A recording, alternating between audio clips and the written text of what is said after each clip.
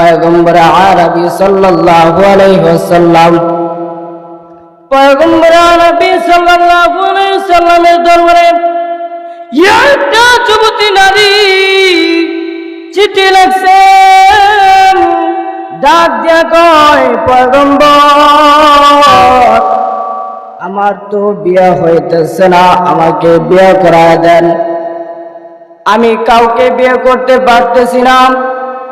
এবার পয়গম্বর ডাক দিয়া কয়, রে মহিলা, মহিলা তুমি শুনো, তুমি সব চাইতে সুন্দরী নারী, যাকে বলা হয় ঘুরে মতিনা, তাহলে কেন তোমার বিয়ে হয় না গো মহিলা? ও মহিলা, তুমি সুন্দর করে আমাকে সব কিছু বলে দাও। এবার মহিলা ডাক দিয়ে কয়, রে আমার পয়গম্বর, আমার স্বামী যে ব্যক্তি হবে, যে ব্যক্তিকে আমি বিয়ে করব, পয়গম্বর ওই ব্যক্তিকে আমি 3টা শর্ত দিই। কয়টা? জোরে বলেন, কয়টা? যে আমাকে বিয়ে করতে আসবে তাকে আমি 3টা শর্ত দিই। 1 নাম্বার শর্ত, খেয়াল করে শুনবেন, এই শর্তগুলো আমাদেরও দরকার আছে, খুব খেয়াল করে শুনবেন। 1 নাম্বার শর্ত, ওগো পয়গম্বর, যে ব্যক্তি আমার স্বামী হবে, 1 নাম্বার শর্ত হলো ওই ব্যক্তিটা প্রতিদিন একবার করে কোরআন খতম করতে হবে। এবার 2য় নাম্বার শর্ত, ওই মহিলা ডাক দেয়া কয়, গো পয়গম্বর 2য় নাম্বার শর্ত হলো যেই ব্যক্তি আমার স্বামী হবে, ওই ব্যক্তিটা প্রতিদিন সারা রাত্র ইবাদত করার সওয়াব কামাই করতে হবে। এবার ওই মহিলা ডাক দিয়ে কয়, পয়গম্বর, পয়গম্বর 3য় নাম্বার শর্ত শুনেন। 3য় নাম্বার শর্ত, পয়গম্বর যে ব্যক্তি আমার স্বামী হবে, ওই ব্যক্তিটা সারা বছর রোজা রাখার সওয়াব কামাই করতে হবে। শর্ত সহজ না কঠিন? জোরে বলেন। 1 নাম্বার শর্ত হলো প্রতিদিন একবার করে কোরআন খতম করতে হবে। 2য় নাম্বার শর্ত, সারা রাত্র ইবাদত করার সওয়াব কামাই করতে হবে। 3য় নাম্বার শর্ত হলো সারা বছরে রোজা রাখার সওয়াব কামাই করতে হবে। তাহলে শর্ত কঠিন না সহজ? এখন আসেন, এবার নবীজি এই মহিলাকে বলেন, তুমি পর্দার আড়ালে চলে যাও, দেখি আমাদের এই মজলিসের মধ্যে কেউ আছে কিনা তোমাকে বিয়ে করার জন্য। এবার পয়গম্বর আরবি সাল্লাল্লাহু আলাইহি ওয়াসাল্লাম, এই যে আজকে আপনারা এভাবে আসছেন বাবা, এইখানে আসছেন একত্রিত হয়ে আমার শোনার জন্য। পয়গম্বর আরবি রাসূল আকরাম সাল্লাল্লাহু আলাইহি ওয়াসাল্লাম বলেন, রে আমার সাহাবীরা, আমার কাছে এমন একটা সুন্দরী নারী খবর দিল, এই 3টা শর্ত পয়গম্বর সাহাবীদেরকে বলে দিলেন। 3টা শর্ত যদি কেউ মানতে পারো, তাহলে তার সাথে তাকে বিয়ে দেওয়া হবে। এবার পয়গম্বর আরবি সাল্লাল্লাহু আলাইহি ওয়াসাল্লাম সমস্ত সাহাবীদেরকে যখন এই কথাগুলো বললেন, একজন সাহাবী শুধু সাহস করে দাঁড়ায় গেলেন।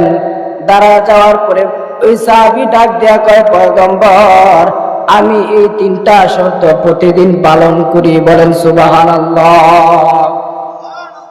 দেখেন, আমি যে 3টা শর্তের কথা বলবো, এগুলো আপনারা করলে আপনাদেরও ফায়দা হবে ইনশাআল্লাহ। খুব খেয়াল করে শুনবেন। 1 নম্বর শর্ত কি ছিল? প্রতিদিন একবার করে কি করতে হবে? কোরআন খতম করতে হবে। এবার এই সাহাবী যখন বললেন আমি 3টা শর্ত প্রতিদিন পালন করি, এবার সাহাবীর সাথে বিয়ে করা দিলেন। সাহাবী তখন 3টা শর্ত পালন করতেছে, কিন্তু মহিলার সাথে তার কোনো শর্তের সাথে কোনো শর্ত মিলতেছে না। এবার ওই যে মহিলা নবীর কাছে বিচার দিয়েছেন, ডাক দেয়া কয়, নবী আমার, আপনি যেই স্বামী আমার কাছে দিছেন এই স্বামী তো 3টা শর্ত প্রতিদিন মানে না। এবার নবী সাহাবীকে ডাক দিয়েছেন, ডাক দেওয়ার পরে সাহাবীকে প্রশ্ন করলেন, রে সাহাবী তুমি 3টা শর্ত কেন মানো না? সাহাবী বলে, আমি 3টা শর্ত প্রতিদিন মানি। বলেন সুবহানাল্লাহ। 1 নম্বর শর্ত, প্রতিদিন কি করতে হবে? কোরআন খতম করতে হবে। এবার সাহাবী ডাক দেয়া কয়, পয়গম্বর আপনি তো বলে দিয়েছেন আমার উম্মতের কোন নারী পুরুষ যদি প্রতিদিন 3 বার করে সূরা ইখলাস তেলাওয়াত করে আল্লাহ তাআলা ওই বান্দাকে সারা কোরআন শরীফ খতম করার সওয়াব দেয়া দেয়। বলেন সুবহানাল্লাহ। এবার পয়গম্বর ডাক দেয়া কয়, রে আমার সাহাবী 1 নম্বর শর্ত আমি পাইলাম, 2য় নম্বর শর্ত বলো। 2য় নম্বর শর্ত ছিল সারা রাত্র ইবাদত করার সব কামাই করতে হবে। আমার 2য় নম্বর শর্তের উত্তর দাও। এবার সাহাবী ডাক দেয়া কয়, ওগো পয়গম্বর আপনি তো বলে দিয়েছেন আমার উম্মতের কোন নারী পুরুষ যদি ফজরের নামাজটা জামাতের সাথে আদায় করে, আবার ইশারের নামাজটা জামাতের সাথে আদায় করে, আল্লাহ তাআলা বলেন ওই বান্দাকে আমি আল্লাহ তাআলা সারা রাত্র ইবাদত করার সওয়াব দেয়া দিয়ে। বলেন সুবহানাল্লাহ। তাহলে 2 নম্বর শর্ত সহজ না? এবার পয়গম্বর ডাক দিয়া কয়, রে আমার সাহাবী 3য় নম্বর শর্তের উত্তর দাও। সাহাবী ডাক দেয়া কয়, পয়গম্বর আপনি তো বলে দিয়েছেন আমার উম্মতের কোন নারী পুরুষ যদি 30টা রোজা রাখে আল্লাহ তাআলা ওই বান্দাকে 30 রোজা রাখার কারণে 300 দিনের সওয়াব দেয়া দেয়। সুবহানাল্লাহ। বছরে কয় দিন? 365 দিনে 1 বছর হয়, ঠিক না? তাহলে 300 দিন চলে গেল। এবার আসেন কয় দিন বাকি রইল? কয় দিন? 65 দিন। শাওয়াল মাসের 6টা রোজা আছে, জানেন তো? পয়গম্বর আমি ডাক দেয়া কয়, যে আমার উম্মতের নারী পুরুষ শাওয়াল মাসের 6টা রোজা যদি কোনো বান্দা বান্দি রাখে, পয়গম্বর বলেন আল্লাহ তাআলা ওই বান্দাকে 60 দিনের সওয়াব দেয়া দেয়। বলেন সুবহানাল্লাহ। এবার 5 দিন বাকি রইল। সাহাবী ডাক দেয়া কয়, পয়গম্বর আপনি তো বলে দিয়েছেন বছরে 5 দিন রোজা রাখা কি, জোরে বলেন কি, যদি হারাম না হইতো তাহলে আমি ওইটাই রাখতাম। এইবার আসুন, আল্লাহর নবী সাল্লাল্লাহু আলাইহি ওয়াসাল্লাম আমাদের ইবাদত করাটা সহজ করে দিবেন না? তাহলে আমরা আজ থেকে নিয়ত করে ইনশাআল্লাহ প্রতিদিন ঘুমের আগে 1 বার করে হলেও কোরআন খতম করব ইনশাআল্লাহ। রাজি আছি তো?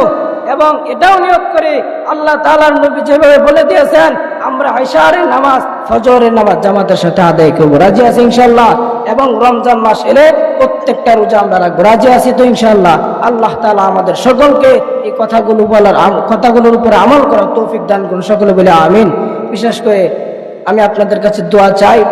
গত 3 থেকে 4 দিন আগে আমার দাদা মারা গেছে, আপনারা সকলে জানেন তো।